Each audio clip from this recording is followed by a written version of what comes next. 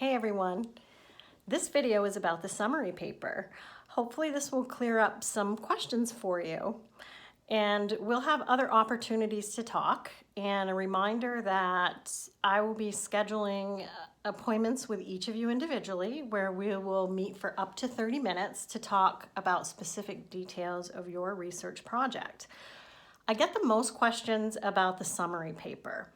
So keep in mind the spirit of the assignment is to do what you would actually do at work with a little academic twist. So because you're in grad school, you're still going to have a reference page for your summary paper where you will list your 5 references that you have already gathered, and that includes your interview.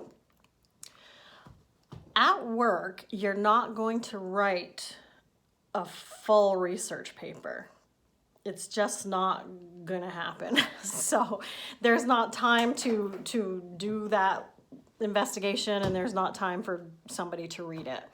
At work, what you're going to do is evaluate your resources, make sure you can trust them, and then you will provide some kind of a synopsis, either to yourself, to a team of people, to a supervisor.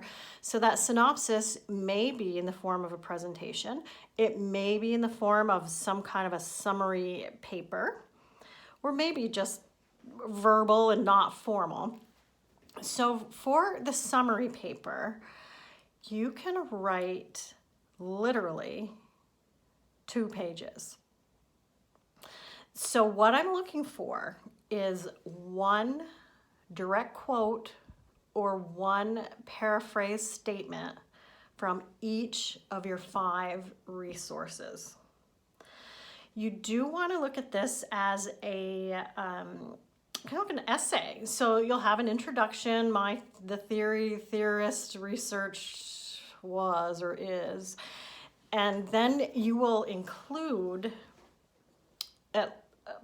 5 paragraphs or possibly more, but the 5 references. So you don't need much. You want it to flow like an essay. So you want each paragraph to flow into the next paragraph and that to flow into the next paragraph.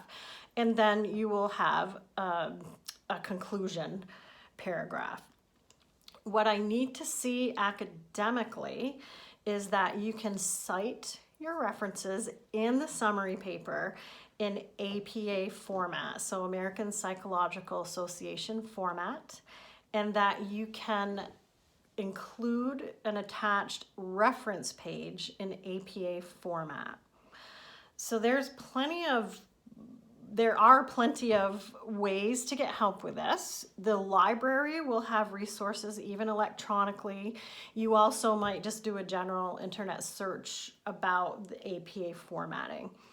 So what I will propose to all of you is, if I have your paper at least 2 weeks before it's due, I will happily look at a rough draft and I'll let you know. I'll give you a grade right there and say, this is your grade if you keep this rough draft. If you want to work on a higher grade, if you haven't earned all the possible points, these are the specific areas where you need to make some changes. So I will be very specific in my feedback. What I won't do is, if you just submit a final draft, no rough draft, you don't get a chance to rewrite it later. So keep that in mind. The paper is going to be due the day of your presentation. And you'll see in the syllabus that there are several dates where someone will present. So I will be letting you know shortly, well, when is my presentation, so that you can get ready for that and then plan 2 weeks before that if you do want to have me look at a rough draft. So that's a short version. You will also find a written version in Canvas, and click on modules and then course documents. Bye-bye.